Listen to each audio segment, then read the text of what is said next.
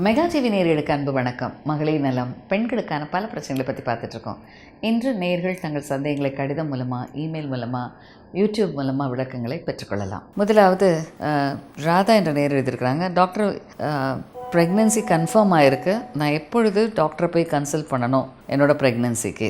So Radha, ரொம்ப முக்கியமான கேள்வி. உங்கள் ப்ரெக்னென்சி கன்ஃபார்ம் ஆகிருக்கிறதுக்கு கங்க்ராச்சுலேஷன்ஸ். ஃபஸ்ட்டு உங்களோட ப்ரெக்னென்சி கன்ஃபார்ம் ஆன உடனே ஃபஸ்ட்டு 40 டேஸ்க்குள்ளே ஃபஸ்ட்டு கன்சல்டேஷன் போயிருங்க. ஏன்னா ஒரு கருவின் வளர்ச்சி முதல் 4 மாதங்களில் ரொம்ப ஃபாஸ்ட்டாக இருக்கும். ஒரு மினியேச்சர் பேபியே 4 months உருவாகிடும். ஃபர்ஸ்ட் 4 weeksல கருவின் ஹார்ட் ரேட் உருவாகும். அடுத்த 4 மாதங்களில் முழு குழந்தை உருவாகும். ஸோ ஒவ்வொரு நாளும் குழந்தை வளர்ச்சி ரொம்ப ரேப்பிடாக இருக்கும். ஸோ இந்த காலகட்டத்தில் அந்த செல் வளர்ச்சிக்கு பல விட்டமின்ஸ், மினரல்ஸ் தேவை.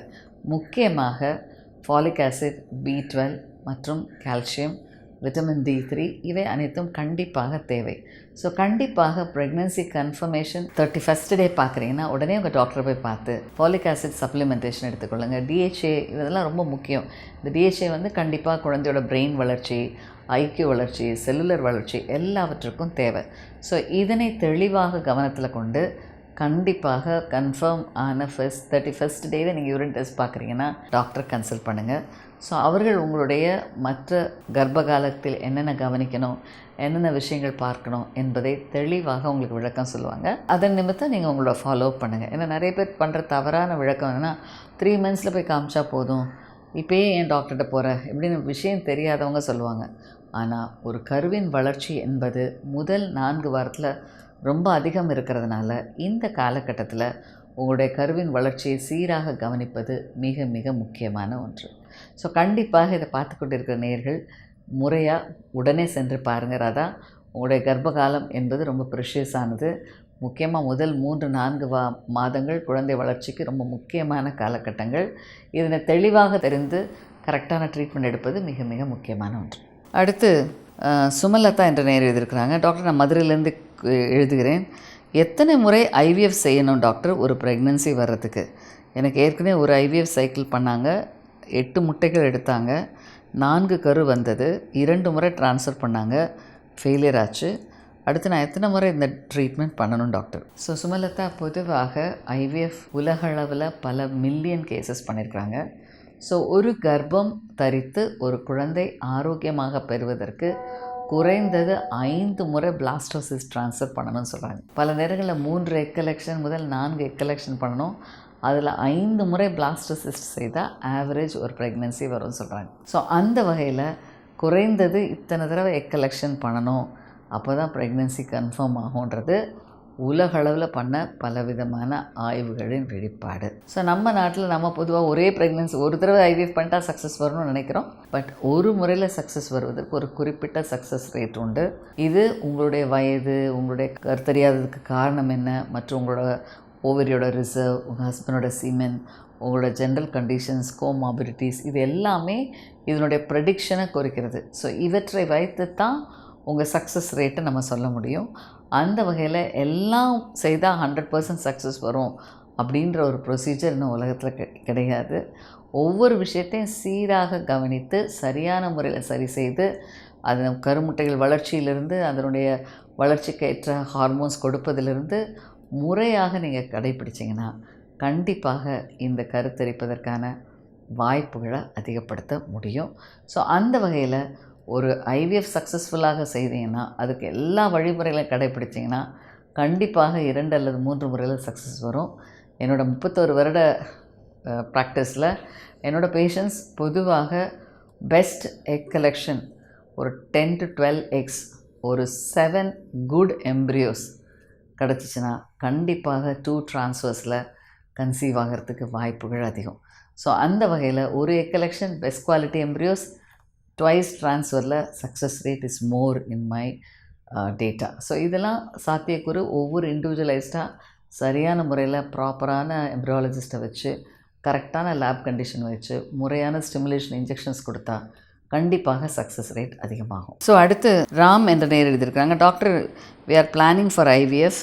What vitamin and minerals are important and you advise before and during IVF. அதாவது அவங்க ஐவிஎஃப் பிளான் பண்ணியிருக்கோம். ஐவிஎஃப் ட்ரீட்மெண்ட் அப்போது ட்ரீட்மெண்ட்டுக்கு முன்னாடி என்னென்ன விட்டமின்ஸ் எடுக்கணும்னு கேட்டிருக்காங்க. மிஸ்டர் ராம், பொதுவாக ஐவிஎஃப் செய்வதற்கு முன்பு ஆரோக்கியமான உடல்நிலை எல்லா பெண்களுக்கும் தேவை. பொதுவாக இப்போ எங்ககிட்ட இருக்கிற பேஷண்ட்ஸ் எல்லாம் ஒரு 31 இயர்ஸ் ட்ரீட்மெண்ட் கொடுக்குறதுல எல்லாரோட பேஷண்ட் ப்ரிஸ்கிரிப்ஷன்ஸில் குறைந்தது 6 மாதம் folic acid, B12, calcium, vitamin D3, vitamin E இவற்றினை நிறைய எடுத்திருப்பாங்க. ஸோ இவை அனைத்தும் ஹார்ம்லெஸ். தொடர்ந்து இதை எடுப்பதனால உங்களோட பாடியில் இந்த லெவல்ஸ் சீராக இருக்கும். அது தவிர iron, haemoglobin rich diet food, haemoglobin improve ஆகிற அயர்ன் டேப்லெட்ஸ் இவற்றையும் நாங்கள் கொடுக்குறோம். ஸோ இவை அனைத்தும் ஒரு பெண்ணின் உடல் நலம் ஆரோக்கியமாக இருப்பதற்கு மிக மிக முக்கியமான ஒன்று. ஒரு பெண்ணின் உடல் நலம் ஆரோக்கியமாக இருந்தால் தான் அவருடைய உருவாகிற கருவும் ஆரோக்கியமாக இருக்கும். ஸோ அந்த வகையில் இந்த விட்டமின் அனைத்தும், குறிப்பாக உங்களுடைய அயர்ன், ஃபாலிக் ஆசிட், B12 மற்றும் விட்டமின் C, விட்டமின் D மற்றும் கால்சியம் இவை அனைத்தும் கரு வளர்ச்சிக்கு தேவை. இது தவிர பல மைக்ரோ நியூட்ரியன்ஸ், அதில் குறிப்பாக ஜிங்க், செலினியம் இவை அனைத்தும் DHA இதெல்லாம் செல்லுலர் வளர்ச்சிக்கு கண்டிப்பாக தேவை. ஸோ இதில் நீங்கள் கவனத்தில் கொடுத்து சப்ளிமெண்ட்டாக எடுத்துட்டிங்கன்னா கண்டிப்பாக உங்கள் குழந்தைக்கு இதன் குறைவினால் ஏற்படுகிற பலவிதமான குறைபாடுகளிலிருந்து காக்கப்பட முடியும். பல நேரங்களில் இந்த குறைபாடுகள்னால் குறை மாதத்தில் குறை பிரசவம், குறை மாதத்தில் குழந்தை பிறப்பு, வயிற்றில் குழந்தைக்கு குறைபாடு வருவது இது எல்லாமே தடுக்கப்படும். ஸோ கண்டிப்பாக நீங்கள் முறையாக இந்த விட்டமின்ஸை ப்ராப்பராக ரெகுலராக எடுத்திங்கன்னா கண்டிப்பாக உங்கள் குழந்தையோட வளர்ச்சிக்கும் முக்கியமாக இது தேவைப்படும். அடுத்து சுதா என்ன எழுதியிருக்கிறாங்க, டாக்டர் எம்ப்ரியோ ஃப்ரீசிங்னா என்ன? எம்ப்ரியோ ஃப்ரீசிங்னா ஒரு கருவினை உருவாக்கி அந்த கருவை ஃப்ரீஸ் பண்ணுறதுமா. பொதுவாக இப்போ எக்ஸு நிறைய உருவாகிறோம். ஏன்னா பல நேரங்களில் ஒரு பெண்ணுக்கு நார்மலாக மாதம் 1 முட்டைகள் தான் வரும். ஆனால் அந்த ஒரு முட்டையை எடுத்து நீங்கள் கருவாக்கம் பண்ணிங்கன்னா அது கருவாகலாம், ஆகாமையும் போகலாம். அப்போ இந்த entire cycle of injection, medicines, ICSI ப்ரொசீஜருக்கான காஸ்ட்டு கண்டிப்பாக அதிகரிக்கும். ஸோ ஒரு ஐவிஎஃப் கருத்தரிப்பு முறை என்பது ஒரு எக்னாலும் சரி 100 எக்னாலும் சரி ஒரே விதமான செயல்பாடு தான். ஸோ கருமுட்டைகளின் எண்ணிக்கை அதிகமாகும்போது கருத்தரிக்கிற வாய்ப்புகள் குறைவாகும். ஏன்னா பல நேரங்களில் இதுக்கு பல காரணங்கள் சொல்லுவாங்க. எங்களை பொறுத்த வரைக்கும் எங்களோட ஐவிஎஃப் சென்டரில் 10 எம்ப்ரியோ நல்ல எம்ப்ரியோ ஃபார்மேஷன் ஆனால் டெஃபினட்டாக ஒரு பேபியில் 2 பேபி கண்டிப்பாக வரும் அடுத்தடுத்து ட்ரான்ஸ்ஃபர் பண்ணும்பொழுது. So we always aim to get at least 8 to 10 good embryos at the end of one stimulation. So இதில் குறைவாக எம்ப்ரியோஸ் வந்தால் சக்ஸஸ் குறைவு தானே தவிர சக்ஸஸ் இல்லாமல் இல்லை. ஸோ இவை அனைத்தும் நீங்கள் தெளிவாக தெரிந்து கொள்ள வேண்டிய விஷயம். ஸோ கண்டிப்பாக உடல் ஆரோக்கியம் மிக மிக முக்கியம். அது தவிர கர்ப்பத்தை எதிர்நோக்கும் பெண்கள், ஆண்கள் இருவரும் இந்த haemoglobin, iron, calcium, vitamins, zinc, selenium இவற்றை எடுத்துக்கொள்வதன் மூலமாக ஆரோக்கியமுள்ள விந்து, ஆரோக்கியமுள்ள கருமுட்டைகள் உருவாக்கும். அதில் வளர்ச்சி குறைபாடுகள் இல்லாமல் ஆரோக்கியமான குழந்தையாகவும் பெற முடியும். அடுத்து கிரிஜா என்ன எழுதியிருக்காங்க, மேடம் எனக்கு கருமுட்டை வளருது ஆனால் வெடிக்க மாட்டேங்குது, வெடிக்கிறதுக்கு ஒரு சொல்யூஷன் சொல்லுங்கள் மேடம் ப்ளீஸ். கிரிஜா, பொதுவாக கருமுட்டைகள் வெடிக்காமல், அதாவது ஃபாலிக்கல் மெச்சூர் ஆகி ஃபாலிக்கல் ரிலீஸ் ஆகாததுக்கு பல காரணங்கள் உண்டு. முதல் முக்கியமான காரணம் உங்களுடைய ஓவரிக்கு வெளிப்பக்கத்தில் ஏதாவது அடிஷன்ஸ், ஒரு ஃபிலிம்ஸி அடிஷன்ஸ் இருந்தால் அந்த எக்ஸால் ரிலீஸ் ஆக முடியாது. ஸோ அந்த வகையில் இந்த எக்ஸ் ரிலீஸ் ஆகலைன்னா அதுதான் பல நேரங்களில் இந்த அடிஷன்ஸ் ஒரு காரணமாக இருக்கும். ஒன்று. ரெண்டாவது, பல நேரங்களில் எண்டோமெட்ரியோசிஸ், உதிரக்கட்டிகள் இந்த மாதிரி இருக்கிற பெண்களுக்கு அவங்களோட ஓரியோட மேலே இந்த எண்டோமெட்ரியோட்டிக் பிளாக்ஸ் இருக்கும். இந்த எண்டோமெட்ரியோட்டிக் பிளாக்ஸ் இருந்தாலும் இந்த எக்ஸு ஃபர்டிலைஸ் ஆகி எக்ஸ் ஃபாலிக்கல் ரிலீஸ் ஆகி எக்ஸ் வெளிவர முடியாது. இது தவிர சில பெண்களுக்கு முட்டைகளுடைய எண்ணிக்கை குறைவாக இருக்கலாம், அடிஷன்ஸ் ஃபார்மேஷன் இருக்கலாம். பல நேரங்களில் இந்த முட்டைகளுடைய குவாலிட்டி குறைவாக இருக்கலாம். ஸோ இந்த மாதிரி பல காரணங்கள் உண்டு. ஸோ கண்டிப்பாக தகுதி பெற்ற மருத்துவரை அணுகி முறையாக விந்து அணுக்கள் பரிசோதனை செய்து அதற்கான ட்ரீட்மெண்ட்டை செயல்படுத்துங்க. கண்டிப்பாக இந்த பிரச்சனைக்கு தீர்வு கிடைக்கும். அடுத்து தமிழ்வாணி இந்த எழுதியிருக்கிறாங்க, மேம் எனக்கு ரெகுலர் பீரியட்ஸ் 28 days ஒன்ஸ் வரும். ஆனால் ஓவுலேஷன் சிம்டம் 10th டேயில் இந்த மாதிரி ஒயிட் டிஸ்சார்ஜ் இருக்குது. 1 day தான் இருக்குது, நெக்ஸ்ட் டே இருக்காது. இது ஓவுலேஷன் தானா சொல்லுங்கள் மேடம், ப்ளீஸ் ரிப்ளை பண்ணுங்கள். 10th day ஓவுலேஷன் டே சரியா, அது நல்லதா சொல்லுங்கள். ஸோ தமிழ்வாணி பொதுவாக 28 டேஸில் ஓவுலேஷன் 10th டேயில் வருதுன்னு நீங்கள் சொல்கிறீங்க. ஸோ ஓவுலேஷன் 10th டேயில் வந்து 28th டே உங்களுக்கு பீரியட்ஸ் வருது அப்படின்னா உங்களோட ஓவுலேஷன் பீரியடுக்கு அப்புறம் உள்ள உங்களோட லூட்டியல் ஃபேஸ் கிட்டத்தட்ட 20 டேஸ். ஸோ பொதுவாகவே இந்த லூட்டியல் ஃபேஸுன்ற விஷயங்கள் பெண்களை பொறுத்த வரைக்கும் ஒரு 14 முதல் 16 நாட்கள் இருந்தால் தான் அந்த ஹார்மோன்ஸோட எக்ஸ்போஷர், கருமுட்டையோட குவாலிட்டி, கருத்தரிக்கிற கெப்பாசிட்டி இதெல்லாம் கரெக்டாக இருக்கும். ஆனால் இதே ப்ரொலாங்டு அந்த பீரியட் இருந்தால் கருமுட்டைகளுடைய வளர்ச்சி வெளியானால் கூட அதோட தேவையான ஹார்மோன்ஸ் சீராக இருக்காது. ஸோ அந்த வகையில் இந்த சீரான ஹார்மோன்ஸ் இல்லாவிட்டால் இந்த கருவானது ஒட்டி வளரும் தன்மை குறைவாகும். ஸோ கண்டிப்பாக இந்த முட்டைகள் வெளி வராததுக்கு பல காரணங்கள் இருக்கும்.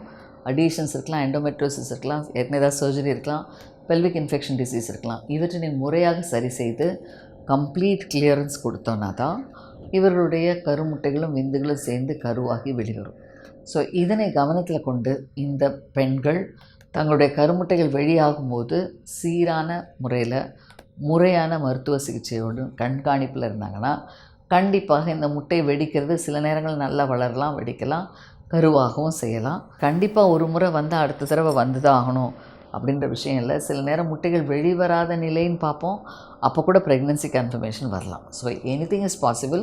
பட் பெட்டர் சான்சஸ் இந்த ஓவலேஷன் ஆகாததுக்கு என்ன ரீசன், அது அடிஷன்ஸ், அதிகமான வயதான முட்டைகளால் வெடித்து வெளிவர முடியாதது, இந்த மாதிரியான பல ரீசன்ஸ் இருக்குது. பட் எதுவானாலும் கண்டிப்பாக முறையாக சிகிச்சை பெற்று முறையாக இதனை கவனத்தில் கொண்டோன்னா கண்டிப்பாக நல்ல ஆரோக்கியமான குழந்தை பேர் பெற முடியும். நேயர்களே, உங்கள் பிரச்சனைகள், சந்தேகங்கள் எதுவானாலும் எழுதுங்கள். மகளிர் நலம் மெகா டிவி. உங்கள் கேள்விக்கான விடைகளை வருகிற நிகழ்ச்சியில் காணலாம். இந்த நிகழ்ச்சியின் முடிவில் ஒரு தொலைபேசி எண் வரும். அதற்கு உங்கள் சந்தேகங்களை கடிதம் மூலமாகவும் இமெயில் மூலமாக விளக்கங்களை பெற்றுக்கொள்ளலாம். பாலியல் பிரச்சனைகளுக்கு தொடர்பு கொள்ள வேண்டிய எண் 9841266666. பெண்களுக்கான பிரச்சனைகளுக்கு 9500011696 தொடர்பு கொள்ளவும்.